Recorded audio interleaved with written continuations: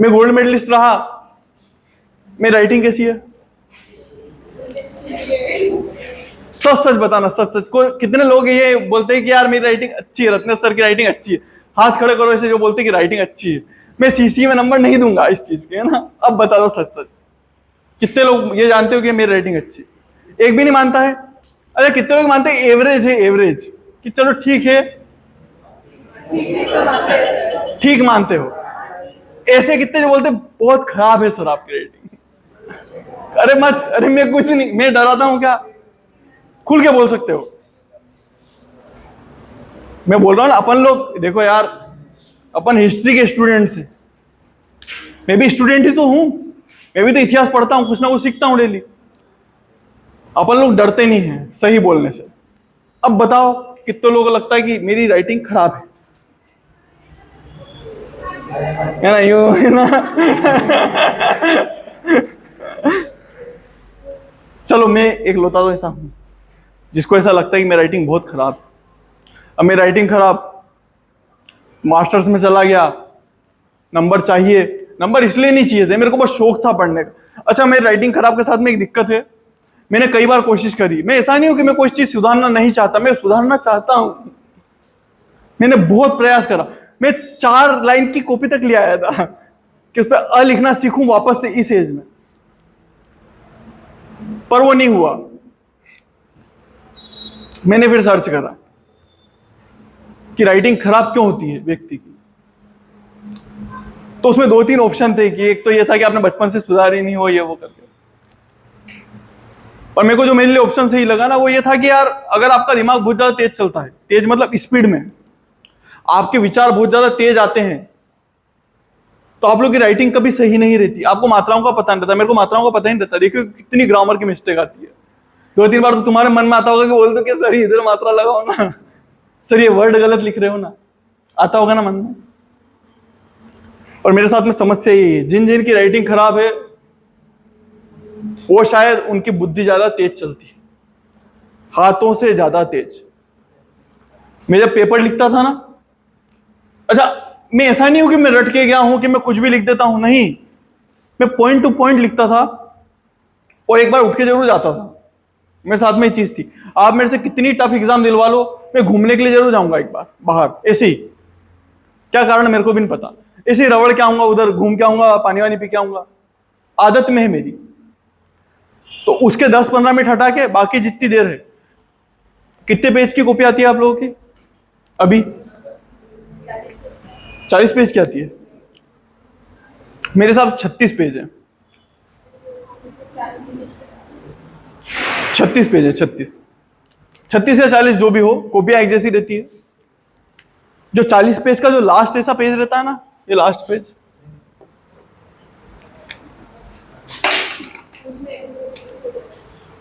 वो शुरुआत के पेज हटा के, वो वाले नहीं, जो लिखने के, उस लास्ट पेज का ये जो जगह है ना, मेरी कॉपी वहां आके खत्म होती थी।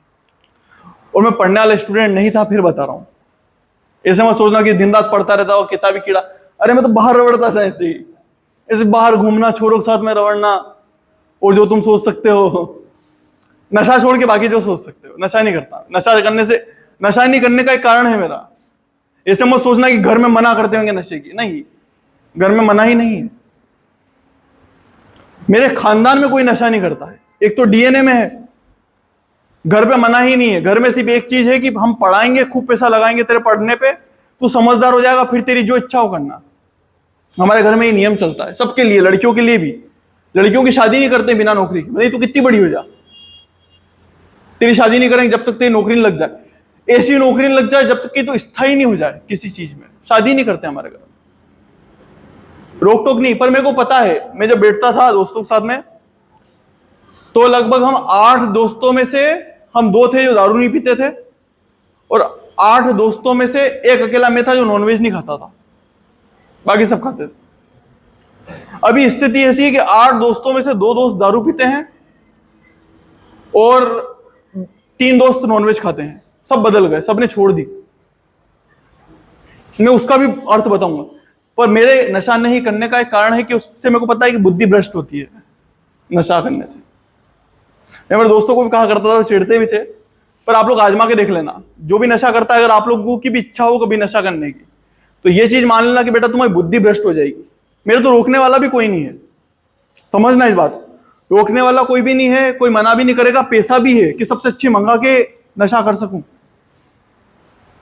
फिर भी नहीं कर रहा हूं। उसका कारण है कि मेरे को पता है बुद्धि भ्रष्ट हो जाएगी। बुद्धि से बढ़ के कुछ होता है क्या? कुछ होता है क्या बुद्धि से बढ़ के? कुछ भी नहीं होता। ये वाली चीज पता रहे। मैंने दोस्तों की बताया ना मेरा नशा छोड़ने की, तो बहुत सारे लोग बोलते हैं संगति का असर पड़ता है, गलत लोगों के साथ में नहीं रहना चाहिए। तो संगति गलत लोगों की क्यों हावी होती है, अच्छे लोगों की भी तो हो सकती है। डिपेंड करता है ना कि यार किसकी आभा कितनी तेज है, ओरा ओरा किसका ज्यादा अच्छा है। ओरा मतलब समझते हो? भगवान बुद्ध जब पढ़ाऊंगा ना तो कहानी सुनाऊंगा, अभी सुनना है, कहानी सुनना है भगवान बुद्ध की, जब पढ़ाऊंगा तब सुनाऊंगा या अभी सुनाऊंगा, उसको ऐड कर लेना जब भी पढ़ो तो, है ना। एक बार क्या होता है कि बौद्ध धर्म में ऐसा रहता है कि बारिश के दिनों में वो लोग कहीं कहीं रुका करते थे। बारिश में क्या है, जा नहीं सकते, बौद्ध भिक्षु होते, भिक्षु मतलब समझते हो, जिनका घर बार नहीं रहता है। तो बौद्ध भिक्षु क्या एक जगह नहीं रह सकते हैं, अलग अलग जगह जाएंगे अपने धर्म का प्रचार करने के लिए। तो बौद्ध भिक्षु जाया करते थे, भगवान बुद्ध भी गए। अब भगवान बुद्ध चले गए जहां पे, तो वहां पे एक नगर वधू थी। नगर वधू मतलब समझते हो? प्रोस्टिट्यूट मतलब समझते हो? वेश्या मतलब तो समझते हो गए, समझते हो? तो नगर वधू होती है जो सबसे हेड वेश्या रहती है पूरे शहर की, सबसे खूबसूरत, सबसे अच्छी, जिसका नाम चलता हो पूरे शहर में, उसको क्या बोलते हैं? नगर वधू। क्या बोलते हैं? वही वही मतलब कमांड करती है बाकियों को, आपको क्या करना है क्या नहीं करना है, उसका सब कहा मानते हैं। उसमें सबसे ज्यादा कलाएं रहती है, इसलिए उसको क्या बोलते हैं? नगर वधू। तो भगवान बुद्ध गए, अब नगर वधू आई, बोले कि आप कहीं ना कहीं ठहरते हो, ऐसा सुना है। भगवान बुद्ध ने बोला कि हाँ, बारिश के दिन में तो ठहरना पड़ता है, कहीं घूम नहीं सकते हैं। तो उस नगर वधू ने बोला कि मेरे यहां ठहरो ना। अब आसपास वालों के तो दिमाग यार मना कर देंगे भगवान बुद्ध।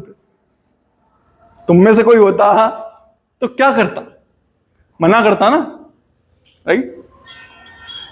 लोग तो मिलने से भी डरते हैं कि मिलेंगे ना, किसी ने फोटो भी खींच लिया तो बदनाम हो जाएंगे, इसीलिए तो ज्यादातर लोग जाते नहीं है। जो बात करते हैं ना समाज की सेवा की, उन लोगों को भी जाते हुए देखा। ये भी तो पीड़ित ही है ना बेचारे लोग, इनके घरों में तकलीफ नहीं होती होगी क्या? होती, पर आपने देखा कभी कोई नेता चला गया हो? नहीं जाते हैं, क्योंकि नाम खराब होगा ना। समाज ऐसा ही है, समाज की सोच ऐसी है। भगवान बुद्ध ने बोला ठीक है चलेंगे, आपके यहां पे चलेंगे। लोगों ने बोला कि यार भगवान बुद्ध तो बस अब खत्म है सारा बुद्ध तो खत्म हो जाएगा। जानते थे उनकी जैसी सोच थी वैसे ही देखते थे सबको। अब भगवान बुद्ध गए तो बोले कि रहना पड़ेगा यहाँ पे, 3 महीने रहना है। भगवान बुद्ध बोले ठीक है रह लूंगा, 3 महीने रहूंगा।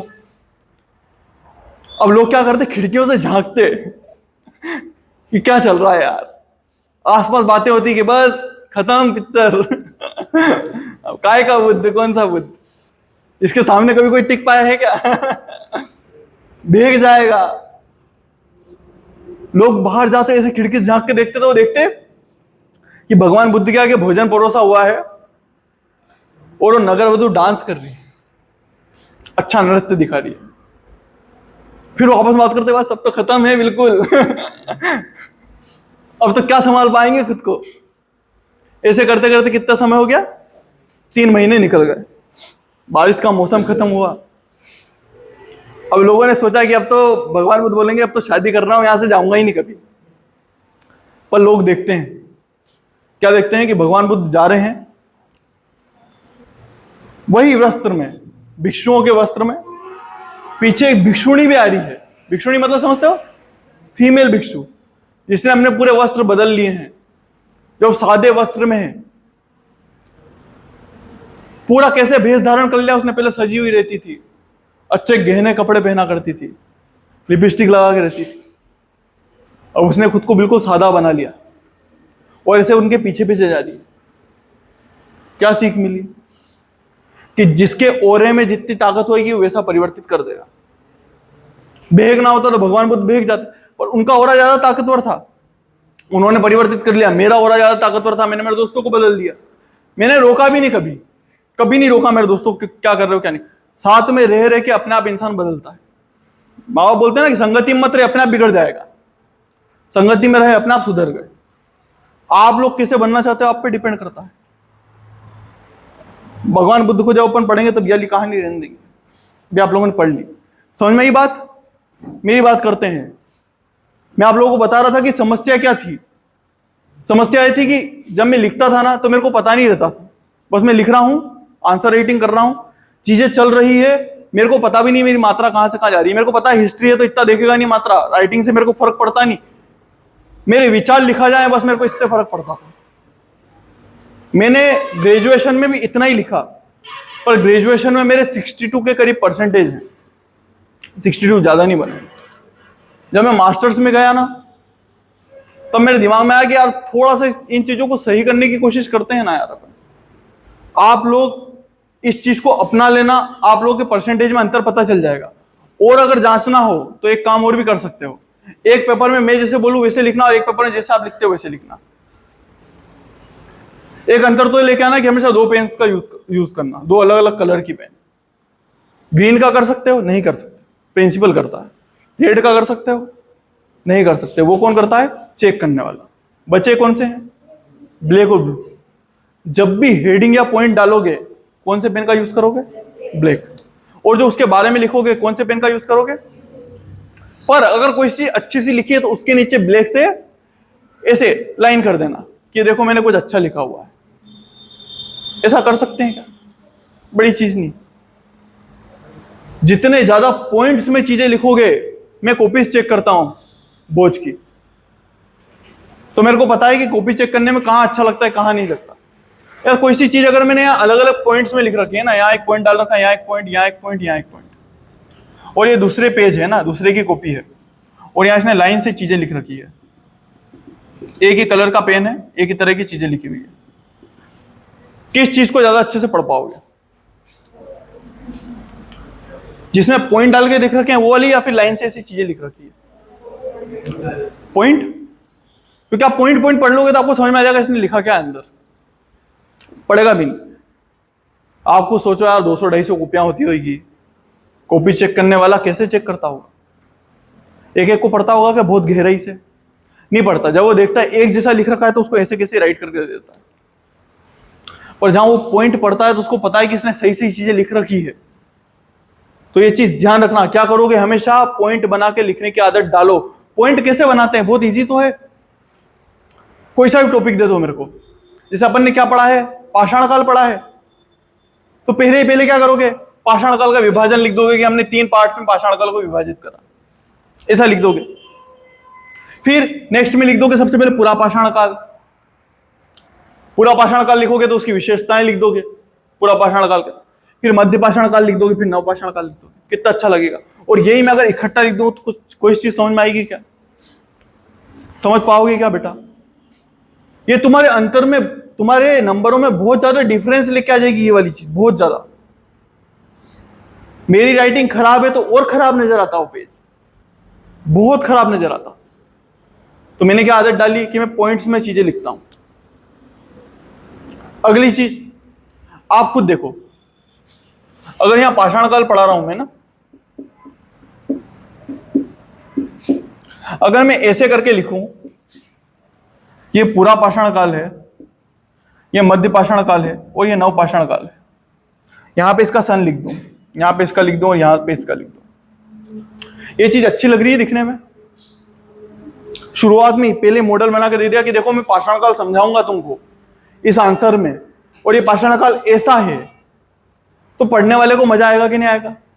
वो पहले ही पढ़ लेगा कि इसको यार डेट तक पता है, इसको सन तक पता है कि पाषाण काल कब से स्टार्ट होता है कब खत्म होता है।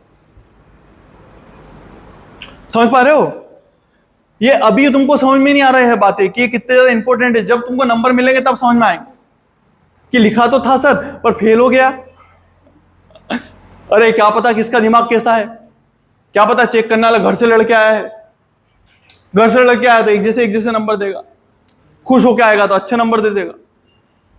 सब मेरे जैसे नहीं है बेटा कि वो पढ़े एक एक चीज, नहीं पढ़ते हैं। और मेरे पास में तुम्हारी कॉपी आनी नहीं है। समझ पा रहे हो बात को? यहां तक समझ में आई? अच्छा, और क्या चीज का यूज कर सकते हो? और कुछ यूज कर सकते हो क्या? मैप का यूज कर सकते हो क्या? मतलब तुम कुछ सोचो, एक प्रश्न आया कि पाषाण काल के प्रमुख स्थलों का वर्णन कीजिए, यह क्वेश्चन आया। अब एक व्यक्ति है जिसने ऐसे करके वर्णन कर दिया, और दूसरा व्यक्ति है जिसने एक पेज पे तो क्या करा, भारत का नक्शा बनाया अच्छा सा।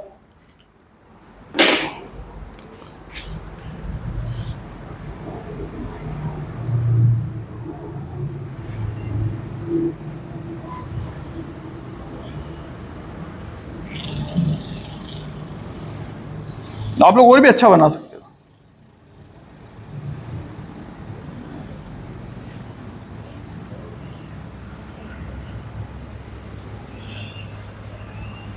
ये श्रीलंका बना दिया, ऐसा नक्शा बनाया। और उसने इसमें बताया कि यार ये जगह यहां पे है, ये जगह यहां पे है, ये जगह यहां पे है। कौन सा अच्छा लगेगा? आप लोग खुद बताओ, क्या चीज अच्छी लगेगी? नक्शा अच्छा लगेगा या सिर्फ लिखा हुआ अच्छा लगेगा?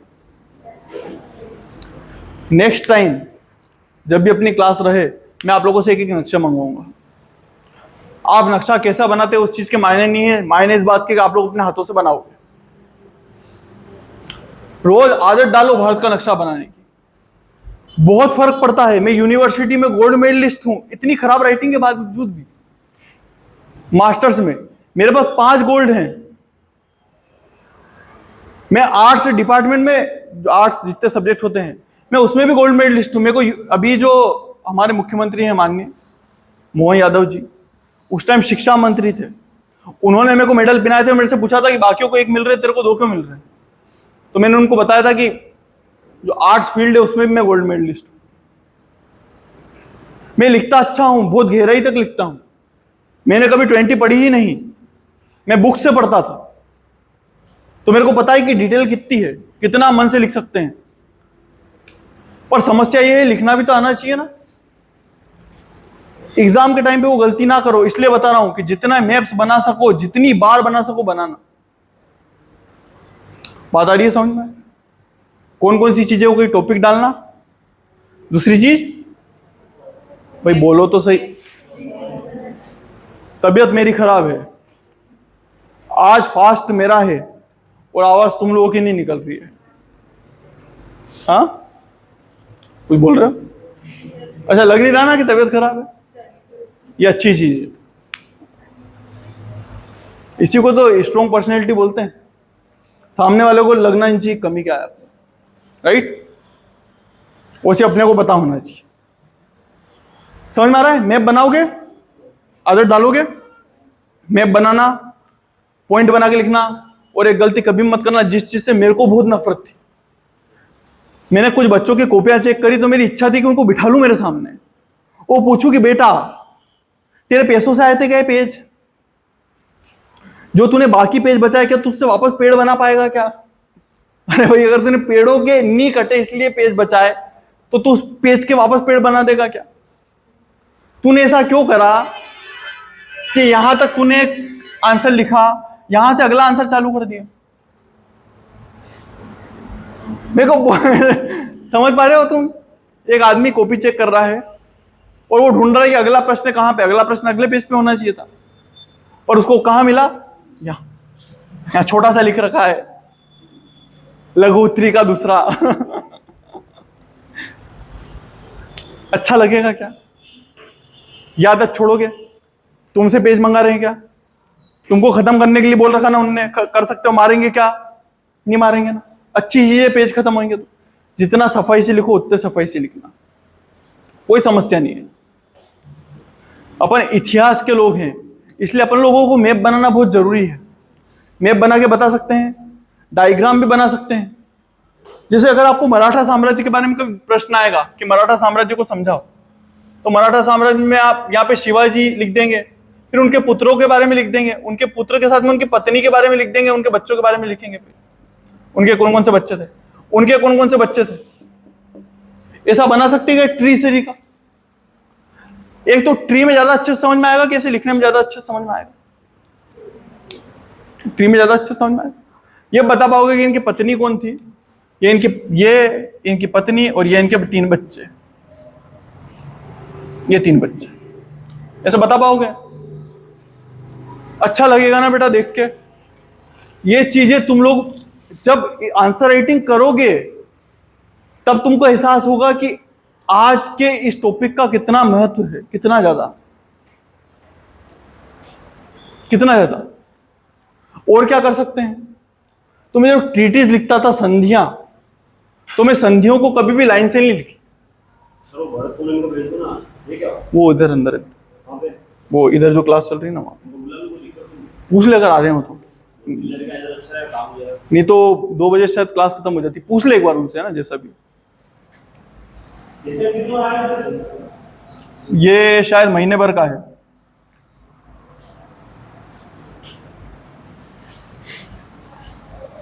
जैसे जब मैं वर्ल्ड हिस्ट्री में लिख रहा था तो संधियां हुई थी, ट्रिपल अलायंस, ट्रिपल एंटोकॉन्थ, ये संधियां थी देशों के बीच में। एक देश दूसरे से संधि करता और तीसरे को बताता ही नहीं, दूसरा देश दूसरे से संधि कर लेता, तीसरे को बताता ही नहीं। ये विश्व युद्ध के कारण बने थे कि अपन ने बोल दिया कि तेरे को कोई मारेगा तो मेरे को मारना माना जाएगा, अपन दोनों मिलकर लड़ लेंगे। और इधर मैंने इसको बोल दिया कि तू डरना मत, तेरे को कोई मारेगा तो मैं देख लूंगा। ऐसा चलता था विश्व युद्ध। तो मैंने बताया, मैंने ऐसे ऐसे ऐसे बना के बताया, मैंने उनको बना के बताया ऐसे गोले कि संध्या किन के बीच में कैसे हो रही है। ये भाग इन दोनों के बीच का है, इसके और इसके बीच का। तो यहां मैंने उसका सन लिखा और मैंने बताया कि इनके बीच में संधि हुई है। ये वाला भाग इन दोनों के बीच का है, तो मैंने इन दोनों को ऐसे करके बताया कि ये इन दोनों के बीच में संधि हुई है। और जो बीच का, जो तीनों के बीच में संधि हुई थी, उसमें बताया कि तीनों के बीच की संधि है। ऐसा कुछ कर सकते हैं क्या? अपने सजाने में क्या जाता है यार? और सजाना भी नहीं, इसमें तो गोले तो बनाने हैं। गोले बना के बता दो कि यार देखो इन 3 के बीच में ये संधियां हुई थी, इसके ये लोग पार्ट थे। ऐसा कुछ बता सकते हैं क्या? आप लोगों से पूछ रहा हूं, बता सकते हैं क्या? तो 3 चीजें हो गई, मैंने बस इन 3 चीजों का ध्यान रखा। चौथी चीज मेरा नॉलेज था, वो मैंने उसमें निकाला। मेरे को पता भी नहीं रहता था, मेरे को एक रत्ती भर उम्मीद नहीं थी कि यार अपन गोल्ड मेडलिस्ट बन जाएंगे कभी, पर बना। यहां तक एंड तक खत्म करता था ले जाके। और वो मजबूरी में नहीं करता था कि हाथ दुख रहे हैं फिर भी लिखना पड़ेगा, क्या करें नहीं तो फेल हो जाएंगे। शौक था, अच्छा लगता था। मेरे दिमाग में ऐसा था कि यार अपने को और भी तो बहुत सारी चीजें इसमें लिखने के लिए, यार कितने सारे विचार पड़े हुए मेरे दिमाग में, मैं कितनी सारी चीजें लिख सकता हूं यार इसमें। ऐसे करके लिखा करता था। और इसका क्या कारण था ऐसे लिखने का? मेरे पास में क्या था? उस चीज का नॉलेज। नॉलेज रहेगा तो बात कर पाओगे, नॉलेज नहीं रहेगा तो उस टॉपिक पे बात भी नहीं कर पाओगे, बात रख नहीं पाओगे, तर्क भी नहीं रख पाओगे, कोई सुनेगा भी नहीं, लिख भी नहीं पाओगे। एक नॉलेज रखो, पॉइंट बना के लिखो, मंगतापन मत करो। अपने घर से नहीं लेके आए अपन कॉपी पूरी खत्म कर सकते हैं। एक दिमाग में ये भी रहे कि किसको कितना जगह देना है अपने को। नेक्स्ट चीज क्या करना है?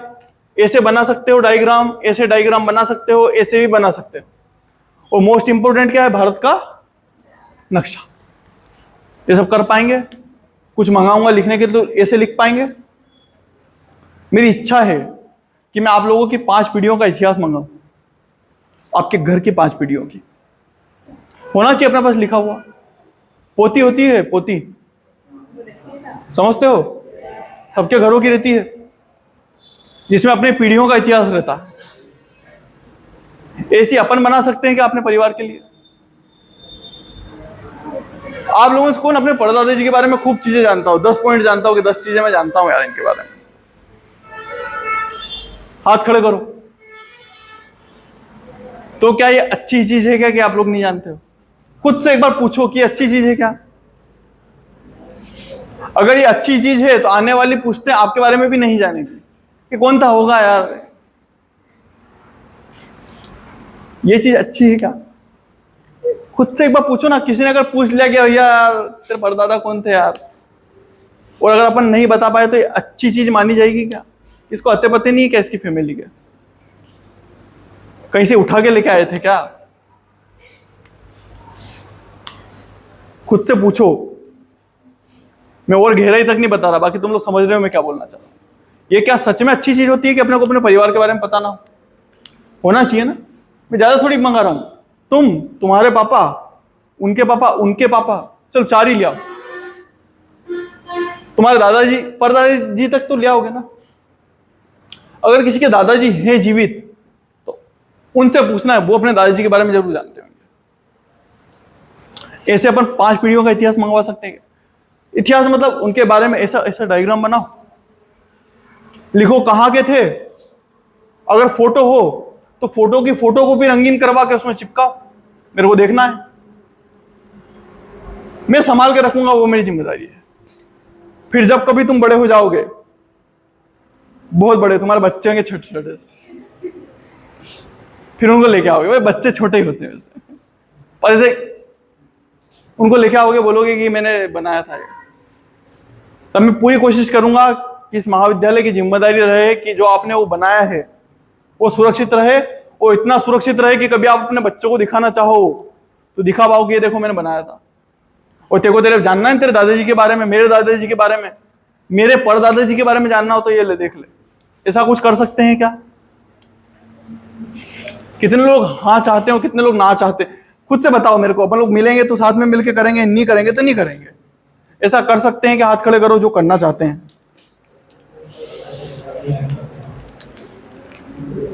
ये लोग करना चाहते हैं।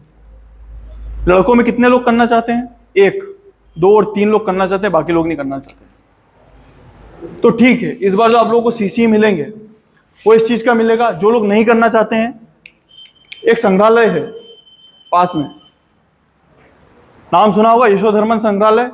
आप लोगों को वहां पे जाके रिसर्च करनी रहेगी बेटा।